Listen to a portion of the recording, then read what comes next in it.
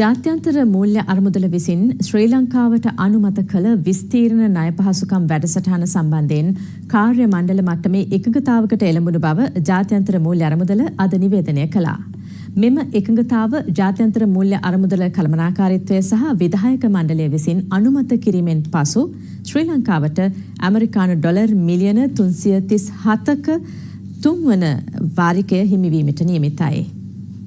Sri Lanka would have access to about $330 million, bringing the total IMF financial support under the arrangement to approximately $1 billion after 3 disbursements. The authorities are making good progress in implementing the ambitious reform agenda under the EFF with commendable outcomes, including rapid disinflation, robust reserve accumulation, and initial signs of economic growth while preserving the stability of the financial system. Public finances have strengthened following substantial fiscal reforms. Program performance overall was strong, with all quantitative performance criteria and indicative targets for end December 2023 met, except for the indicative target on social spending. Most structural benchmarks due before the end of February were either met or implemented with delay. Reforms in some areas are still ongoing. Sustaining the reform momentum going forward is critical, is absolutely critical to put the economy on a path towards lasting recovery and stable and inclusive economic growth. Maintaining cost recovery in fuel and electricity pricing will help minimize fiscal risks arising from state-owned enterprises. Against ongoing external uncertainty, it remains important to continue to rebuild external buffers through strong reserves accumulation. Mr. Brewer, the controversy now is around central bank's independence and its phenomenal salary hikes.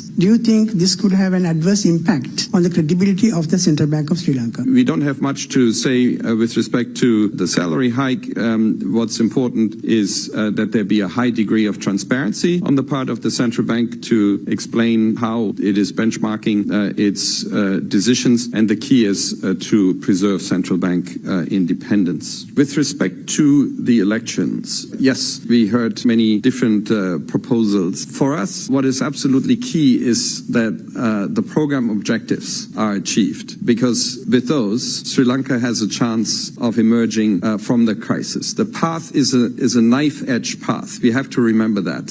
So yes, we acknowledge in our press report the green shoots that we see for the economy, and that's the beginning of a virtuous cycle, and we have to keep it there. It is knife-edge and could easily go back to a vicious cycle, and that's what we want to prevent. We are willing to listen to alternative suggestions of how the program objectives can be reached, and these must be realistic and achievable within the time frame of the program. මේ අතර මේ වන විට සමාජය තුළ නව රැල්ලක් බවට පත්වී ඇති ව්‍යවහාර මුදල් නෝට්ටු යොදාගෙන සිදු කරන විවිධ නිර්මාණ සම්බන්ධයෙන් ශ්‍රී ලංකා මහ බැංකුව ජනතාවට විශේෂ දැනුම් දීමක් සිදු කර තිබෙනවා. එම නිවේදනයේ සඳහන් වන්නේ වළංගු මුදල් නෝට්ටු භාවිත කර විසිතුරු භාණ්ඩ සහ තෑගි අයිතම සකස් කර ඒවා සමාජ මාධ්‍ය ඔස්සේ ප්‍රවර්ධනය කිරීමේ ප්‍රවණතාව කෙරෙහි මහ බැංකුවේ විශේෂ අවධානය යොමු යුතු බවයි. ශ්‍රී ලංකා මහ බැංකුවේ පාලක මණ්ඩලයේ අවසරයකින් තොරව එවැනි කටයුතු සිදු කිරීම නීති විරෝධී බවයි එම නිවේදනයේ දැක්වෙන්නේ. එවැනි වරදකට හසු වන යම් පුද්ගලයෙකු අධිකරණයේ ඉදිරියේ වරදකරුවෙකු වීම මත රුපියල් මිලියන 25කට නොවැඩි දඩමුදලක් හෝ තෙවසරකට නොඅඩු සිරිදඬුවමකට හෝ ඒ දෙකටම යටත් කළ හැකි බව ශ්‍රී ලංකා මහ බැංකුව නිකුත් කළ නිවේදනයේ වැඩිදුරටත් සඳහන්.